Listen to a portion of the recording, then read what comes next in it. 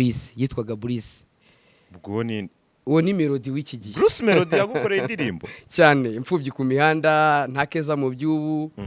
Izo ndirimbo zose niwe wagiye azikora. Urugendo rwatangira Kanombe muri Black Gang Studio. Akandi kantu kandi nkunda nuko Bruce Melody twakundira kwirira ibiraha cyane. Yarakishakisha nta nubwo yarazi yuko azaba umuhanzi ko ngiye muzi ari producer. wamenyanye n'icyamamare icyo gihe ariko nawe cyari icyamamare. Oya ntago ngiye icyo gihe ninjye wari icyamamare. Icyo gihe nari icyamamare Dr Paz yari icyamamare.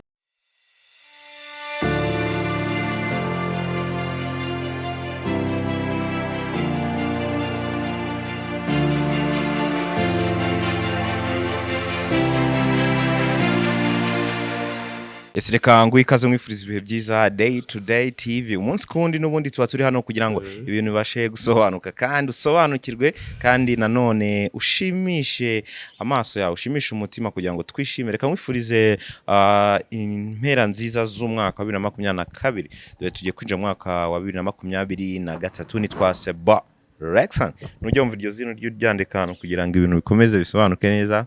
Ndi kumwe n'umugabo hano yabibwira bro atangira wibwira abanyarwanda badukurikiye. Ni Dr Paz ariko wahindiye usige witwa Babyface. Dr Paz wahinduye usige witwa Babyface. Babyface imeze bite man? Ni fresh sebo. Abona hagaze cyangwa kimeze neza? Ebana kabisa. Naribi kabisa. Dread uri rasta? Yes I'm rasta of course na urabibona rasta. Okay, Babyface se ni muntu ki abantu bari kuture bari kwibaza akora iki bungu? Ubu mu buzima busanzwe jewe nkora ibigendanye na coiffure beauty. Coiffure beauty ubwo bisobanuye iki abantu tutize neza? Ni ibigendanye no gutunganya ubwiza bw'abakobwa kubakorera inzara neza dreadlocks ibintu bigendanye n'ibyo ngibyo. Mu bakobwa ukorera inzara ureba ku mukobwa mwiza ugeze gukorera inzara akaguhereza agatipu gatubutse uramwibuka? Yaguhaye angahe? Ebana ndibuka neza umukobwa nigeze gukorera inzara bamwita Stacy. Maybe nimba nibuka neza nawe n'umunyamakuru yamuhaye tipu 80,000. Tipu ya 80 kandi nabwo yishyuye kuri kesi urumva ubwo wenda orumutse byose hamwe byamutwaye nk'iry'itanu. Kuko n'umukobwa w'umusirimu cyane. Wallahi Babyface reka noneho twinjire mu cyatuzinduye.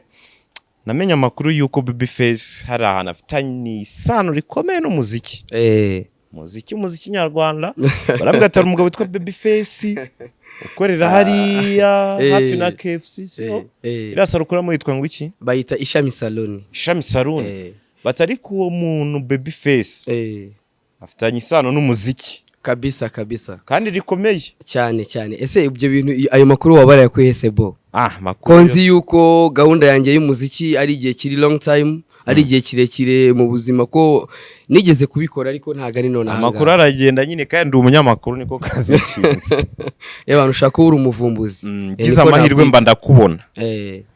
Noneho Babyface niriye sano ufitanye n'umuziki? Mu myaka yashize nari ndi mu muziki n'abandi bo babashije gukomeza baba n'abahanzi bakomeye bari ku rwego rushimishije mu gihugu cy'u Rwanda. No kuvuga ngo ni mu myaka itari na mikeya nk'imyaka wenda tuvuge nk'imyaka nk'umunani 10 gutyo ishize. Icyo gihe ni bande bari mu muziki ni bande mwari muziranye? Okay nuko ngo icyo gihe Tough Gang urayibona nayo ubwayo yari ikisuganye. Fireman yatarajya muri Tough Gang.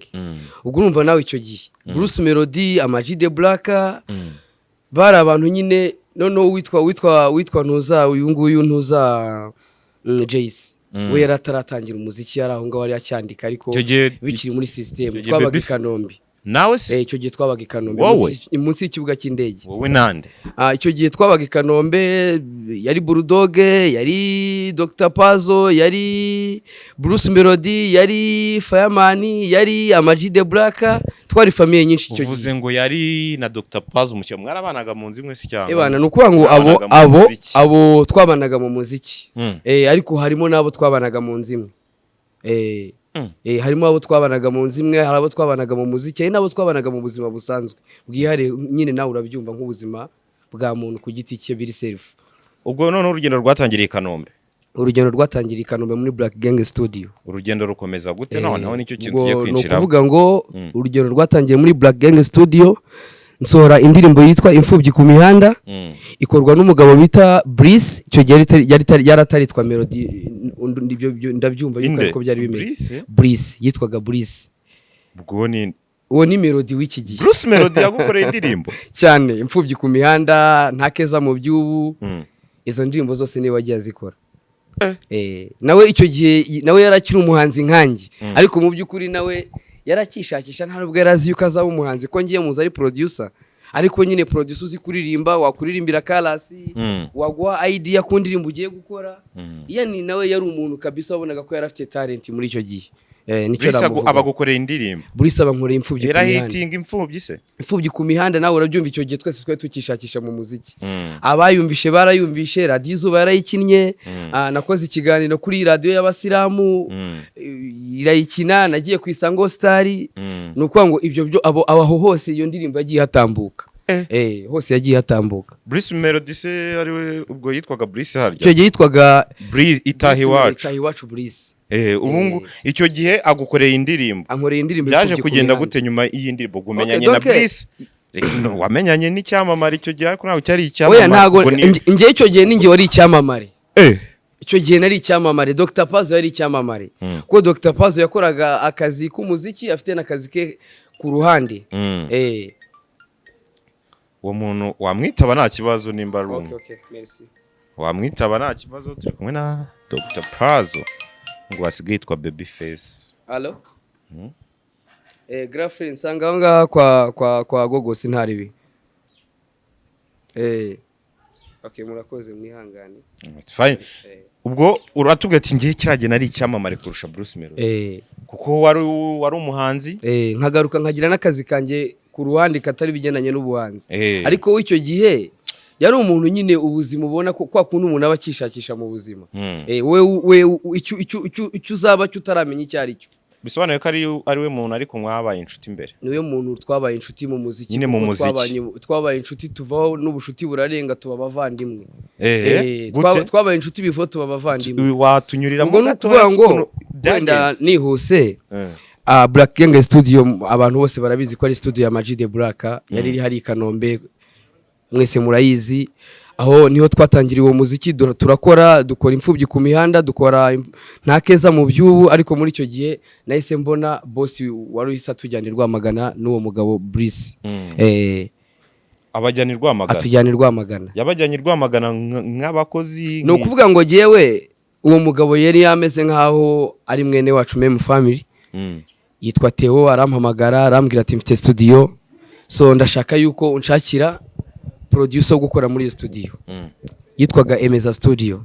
Urumva nuko ngo donc jewe nari nziranye n'uwo Bruce Melody. Nari nziranye na Melody.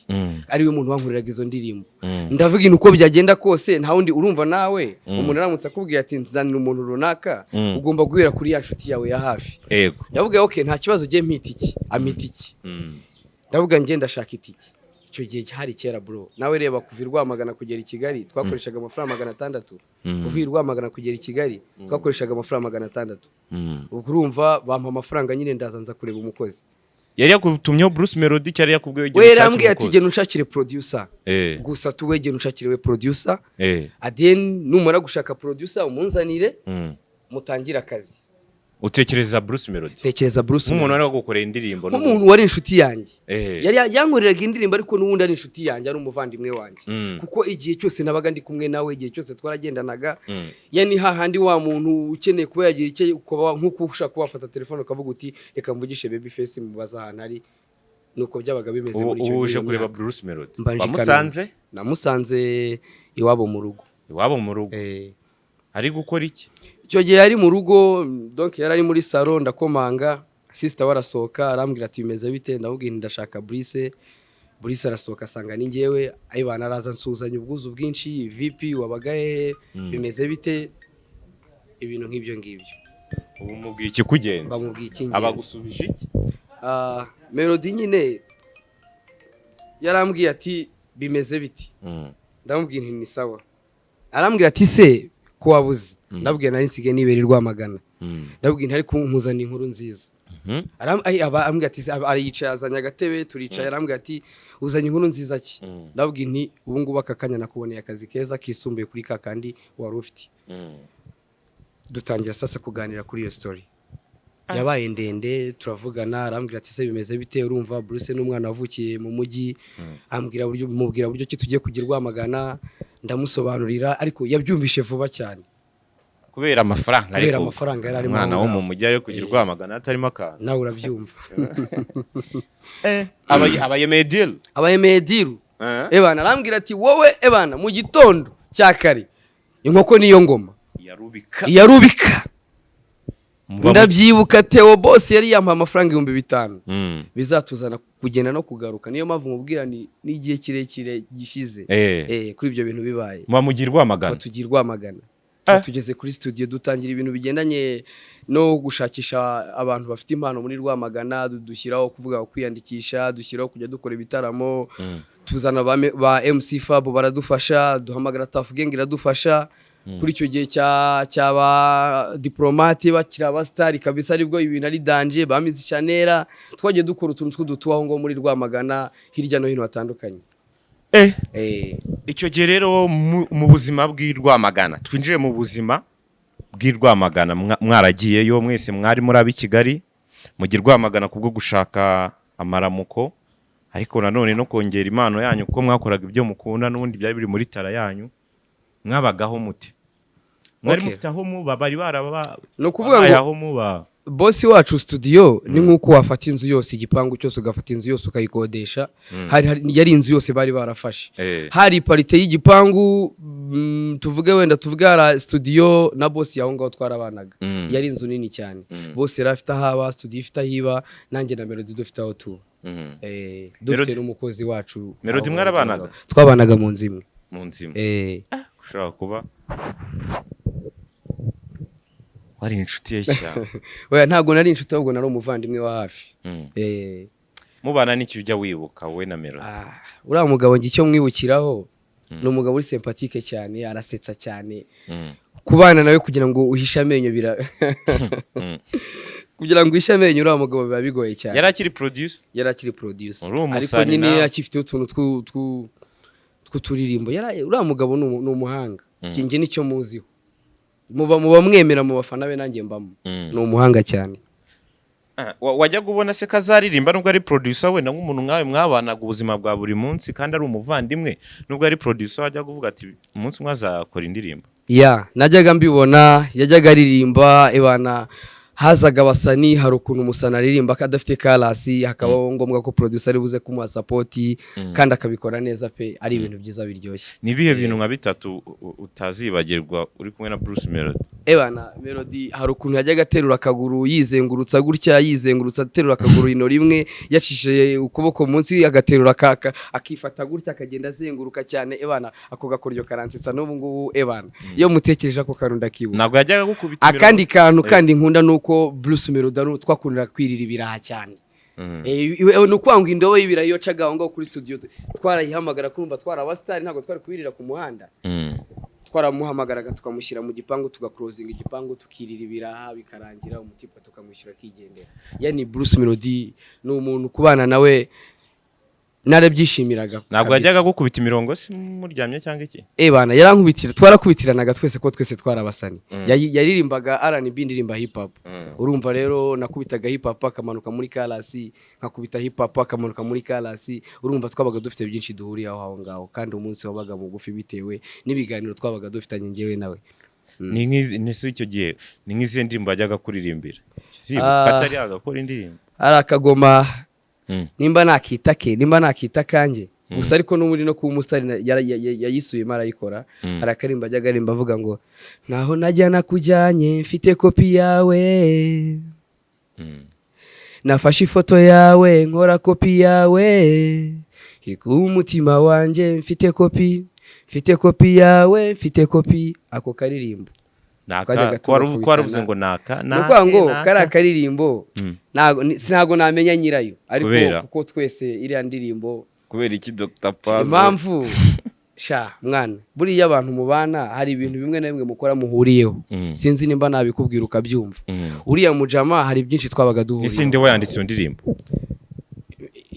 igitekerezo cya kopi ni cya Dr Paz kuko kopi ari umukobwa w'inshuti yanjye bitewe n'ukuntu namukundaga nahoraga mvuga nzagukoraho kopi kopi kibwo nawe urabyumva nimba uri umunyarwanda cyangwa se ukaba waba uri umushishenguzi kopi wenda ni nka kwa kundi umuntu ashaka kuba yakwihera nk'akana numvaga nyine uwo mukobwa nazamukoraho kopi bitewe n'ukuntu nakundaga kuvuga kopi Bruce Melody yandika indirimbo mfite kopi yandika indirimbo mfite kopi ubu irwamagana mwabaye mu gihe kingana gute twabaye igihe kingana n'imyaka 2 imyaka 2 muvi Rwamagana mwahaviriye rimwe ni ukuvuga ngo icyo gihe twabaye Rwamagana Bruce Melody akajya ashaka kuza kugaruka nyine urumva of course gusura Mary yari akiri mu buzima akazamuka akansiga Rwamagana rimwe na rimwe Amag the Black akamanuka akaza akamusigariraho akongera akazamuka gutyo nyuma nyine biza kuza gufataho yuko ira studio ya Black Gang studio igurishwa biba na ngombwa ko duhindura akazi Rwamagana tugaruka i Kigali.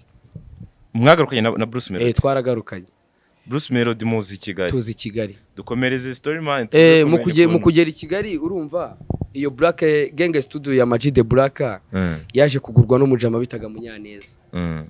Munyaneza arayigura agarura Bruce Melody ubwo tuvuye Rwamagana ariko nubundi of course igenda ari nkikorera ibintu bigendanye na coiffure.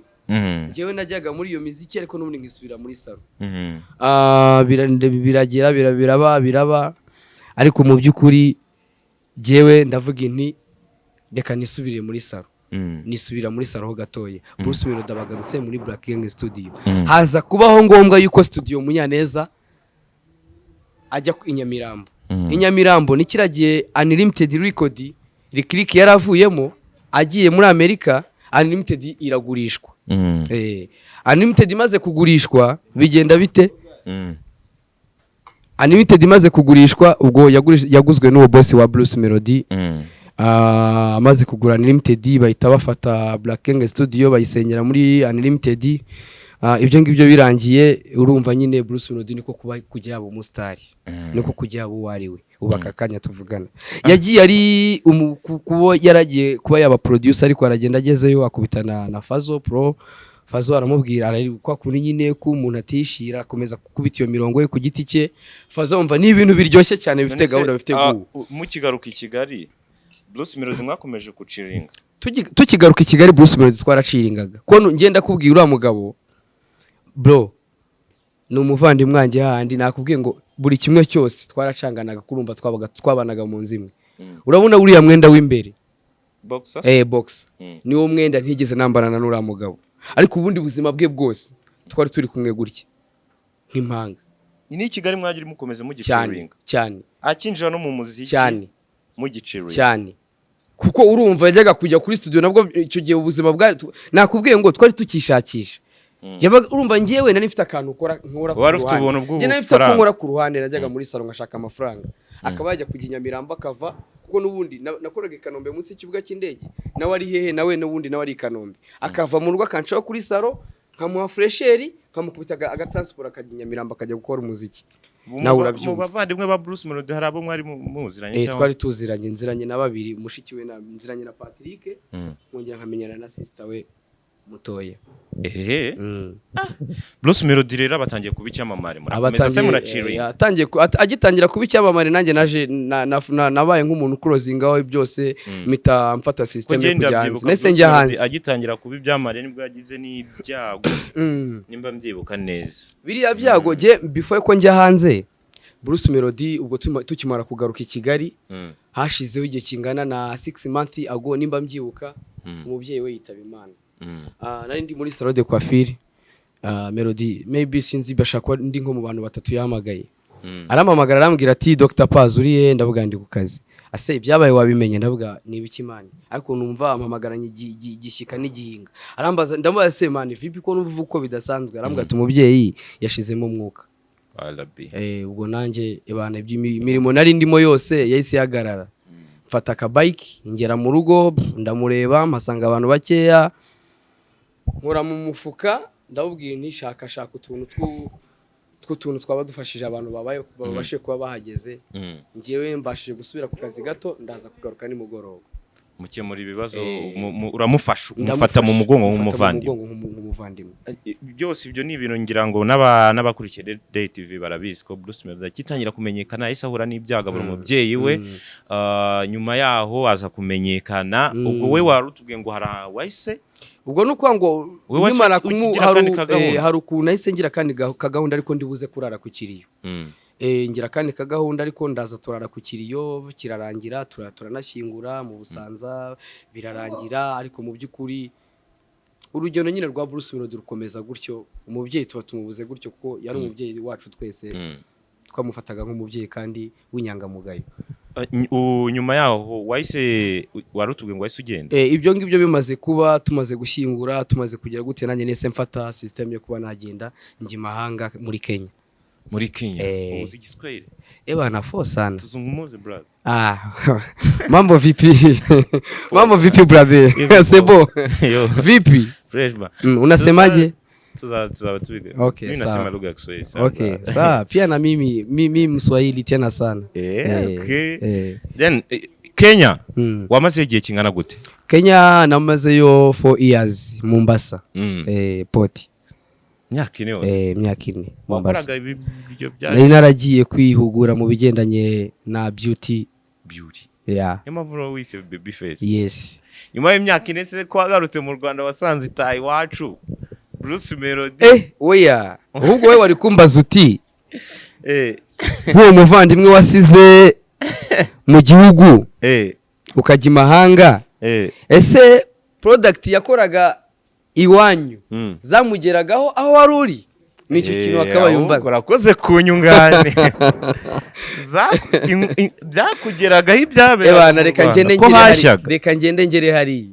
Man, namaze 6 months ago. Bana. Nikapata jamaa ameshaiva Rwanda yana nachapa ngoma yani mbaya sana. Mbaya sana. Kasema sasa ni yule jamaa ama ni mtu mwingine kweli? Bro, jewe narabibonaga nanjye bikandenga ubwongo. Ariko nyine kwenye mitandao kumbuga nkoranyambaga nkavugana nawe tugapanga nkamubwira ngiye nanjye ndi mahanga nkamubwira bana courage shyiramo imbaraga tia bidi bana nanjye nkabona ko ibikorwa byarimo gukora ari ibintu bifite system kandi bifite gahunda kabisa. Ariko ngiye nkamenya ngo ni impanga ni home rate anytime muningaruka mu rwatubyaye bana umusaza yani hazashya mukanavugana ukamuga ati courage kabisa akakubwira ati wana thanks brother kabisa uragarutse man mba ndagarutse bro. Ngeze na ku kibuga cy'indege ndaje ngeze Rwanda amaze iminsi mikeya nangiye guhamagara Melodie ko jewe ntago namufataga nk'umustar nkuko wenda abandi bamubonaga. Urumva umuntu wawe wa hafi karibu uko byagenda kose ntago ugomba kuza wikandagira cyo kugira iwe wikandagira. Jewe naramuhamagaye ariko ho gatoya nanjye naje mfite indirimbo nashakaga gukora bitaga hari indirimbo naje ndakora nakubitanye na Amaji de Black muri studio. Ugiye kuyikora? Ngiye kuyikora iyo ndirimbo. Hanyuma mageze Amaji de Black arimo gukora indirimbo bita umuntu. Ubwo nanjye nagiye gukora indirimbo yitwa umuziki undi mu maraso. Bruce Melodie Amaji de Black niwe wampaye amakuru ya Bruce Melodie ko yahindutse bya danje. Muhuriye muri studio se? Muhuriye muri studio arambwira ngo Dr Paz aramubera n'ubwuzu. Arambwira Dr Paz umuvandimwe wawe yarahindutse ku rwego rwo hejuru. Ndamubwiye nti ati ku buryo ni isa n'aka kanya simbizi nimba umuhamagaye yakwitaba. Ndabwira ntago bishoboka. Nari ntaramuhamagara ubundi namuhamagaye kwera Amaji de Black bita nkora calling ndakompoza ndahamagara yicamo irakata mbona bya bintu biri seriye. Watekereje wenda nago nimero nkoresha mu Rwanda nago ayifite nta ashaka atarayifite ariko nanone kuri WhatsApp cyangwa se wenda kuri Facebook cyangwa ku Instagram umuntu umubona. No waramwandikira hose nagiye mwandikira muha date akambwira tuzabona namba ndi bize iki ariko nanjye kuko nubundi nanjye yaranzi ko no kuva na kera nari umuntu uzi kwihigira ubuzima numvishe nanjye nanze kubigira fight. Ngiye ndavuga okay maybe nkuko arimo kumbwira ko ari bize yari bize nanjye nabifashe nkuko uwo muntu yaba ari bize. Hako yaje kuhuguka muravugana. Sha bro ura wenda azaguka reka turebe wenda ashaka kuzaguka Neza hashize imyaka ingahe urumva agenda kubwiye namaze imyaka 4 mu mahanga kuva mvuye mu mahanga amazindi 4 ubwo ni 8 atari yahuguka ntagarahuguka ujye umwandikira se byo ndamwandikira bro serious cyane akakubwira ngo iki ebana urabona ura hari level umuntu ageramo ariko ngiye ntago mbizi nimba ari kuri akuntu ngiye sinzi nimba mbonye amafaranga ariko byagenda ariko maybe hari gihe umuntu ashaka kubagira muri level runaka akagira abantu bamwe asiga inyuma akagira n'abandi agendana nabo niko gihe nabivuga kandi nanone ku rundi ruhande ntago ugomba kubrivinga umuntu ngo uvuge ngo uyu muntu kubera iki bitagenze gutya kubera ko buri icyambere kwanza buri y'umuntu yashoboraga kuba yakubwira ati lunch irageze ngwino tugende tujye kurya ariko ubaka kanya akaba atakibikubwira nanone n'undi mutwaro uba kuvuyeho nge niko nabyita ko nawe uri umuntu w'umugabo ko nanjye ndi umuntu w'umugabo ko nimba zamani wenda yarambwiraga ati nakubiswe meze gutya akaba atakibimbwira urumva ko nanjye hari ibi byamvuyeho nanjye byamvuyeho kubyara umwana umubyeyi abyara umwana ariko akifuza kumurera akifuza ko akura akifuza ko anacuka akaba umuntu nawe akibeshaho kuba umuntu yaribeshejeho ubaka kanya nabyita nk'ibintu navuga iti ibane it's my good boy kabisa ntabwo mwe mwahura by accident bro ntabwo turahura uretse yuko nanjye ntabwo biba byoroshye ngo mpure n'abantu cyane nkunze kuba ndi bize baby face nanjye igihe kinini akazi kanjye ntabwo kaba kanyoroheye urimo uratanga icyo bita ubwiza mba ndimo gutanga ubwiza ku mukobwa nanjye mba ndi mubi cyane none se baby face Bruce Melodie aramutse akubwiye ati musaza meze bite tubonane nyuma wenda tuvuge nk'umwaka ushize nigeze kumwandikira kuri WhatsApp aratinda aransubiza arambwira ati Dr Pazo ati humura njyewe ntago nakwibagiwe anytime uzabana nkuguyeho umwaka urashize ambwira iyo jambo ariko maybe wenda bitewe n'imirimo n'akazi nshobora kuba ntekeza ko wenda nawe ibintu byagiye byongera mu kazi ke mu buzima bwe mu mibereho ye kuba kubona time bikaba ari ibintu bitacyoroshye ntago nabimuveho ndacyategereje uracyategereje igihe nyine yakubwiye ati nabonetse noneho wabyakira gute mani mu brother wawe mwabanye kabashize imyaka ingana gutyo mwakira fo byatari so mwicaranye ebana fo namwakira ni nkibe bintu mu kiganiro mwaganira wagarukaho shakira nagarukaho nagaruka nyine ku buzima bwacu bwa kera ntago nagaruka ku byagezeho nagaruka ku bya kera nagaruka ku kuntu twaganiraga nagaruka ukuntu twabanaga nagaruka ukuntu twasabanaga nagaruka ukuntu nyine twabaga tubaye mu buzima bwacu bwa buri munsi kijyanye n'umuziki waraparitse ubu wibere mu bwiza kijyanye n'umuziki impano iba ari impano ntago wamenya umuntu aratinda agatinda mu mwaka agakocora akantu undi agakocora kandi ntago nakubwira ngo nabivuyemo ariko ubu ngubu nabaye mparitsemo gatoya use ko Bruce Melodie muri urungano haba ubu ngubu yibitseho abana n'umudamu baby face bimeze bite mu iterambere ryawe wenda uvuga ati shana ubwo abahungu bateye imbere ubu nanjye meze neza baby face afite umukobwa w'imyaka 12 ari mu mwaka wa 6 primaire irakoze Sharon urabyiruye cyane kabisa nawe urumva ko wabaye umuntu w'umugabo ndi umusaza ndi umusaza baby face ntago biba byoroshye ariko nagira inshingano ntago ziba zoroshye cyane natwe tukiri abasore na Derek ubona ahangaha ni ari kwikeka inda arara iminsi 3 adasinziriye ufite umwana w'imyaka 12 rero ntago ari ibintu byoroshye ntago bari twabaye abasaza wamubyariye Kenya se wo mupeti hari umwana nabyaye muri Kenya mubyana n'umuzungu Nita Murerwa akaba undi nawe Sharon urabizi nyine ubwo ndabizi abanyamakuru mubaza ibintu byinshi ugiye kumbaza ibintu bitandukanye ariko nuko bimeze ntago ari kukubaza ibintu bitandukanye nese nimba waragiye Kenya ukagira ukuntu wigenza nk'umuntu w'umugabo nta mfizi yimirwa harya ko bavuga ukagira ukuntu wigenza urumva ari ibintu byaza akabana bawe bose murabana turabana na mama wabo se uwo muzungukazi mwahuriye oya umuzungukazi urumva baraba bafite gahunda zabo baragiye ariko ntacyo yansigira gift yanjye yarayigusigiye kuki atayigigese we bura nyine biterwa urasibye nakubwira ngo nturaza kumbaza byinshi cyawe wasugigira uravuga ati je naragigiye nyine ndavuga ati reka nitahire iwacu nyine i Rwanda mu rwatubyaye rw'imisozi igihumbi urabizi nta hantu namwe haruruta ariko njyane nyine n'impano yanjye jyane n'impano yawe exactly ndumva ari byiza cyane mama we muheruka kuvugana se turavugana of course utwo tuntu duto nyine two gufasha umupeti we nawe urabyumva ntari bitu amaze nk'igihe kingana iki se batabona ubungu cyabasanga umupeti afite 12 arya ufite 12 n'imfura yawe ufite 12 n'imfura undi afite imyaka 8 wasanga iyo myaka 8 ishize atari yabonana na mama barabonana mufatira ticket akagenda akabona namera akagaruka ubana ariko n'umukuru cyane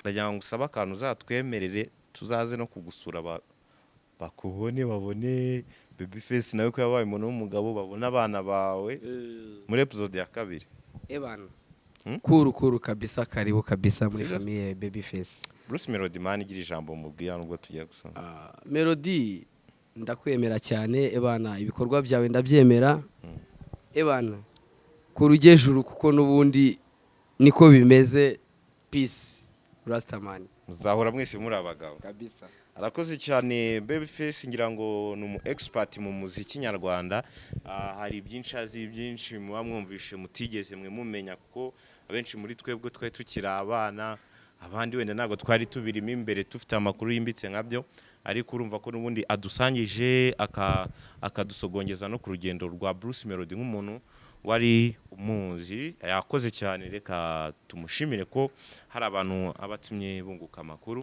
urakoze cyane reka ngushimire nawe ukomeza kutureba aho uherereye hose haba mu Rwanda haba imahanga gahunda ni yindi ni day to day umunsi kundi tuba turi hano kugira ngo ibintu bigende neza nitwa uretse thank you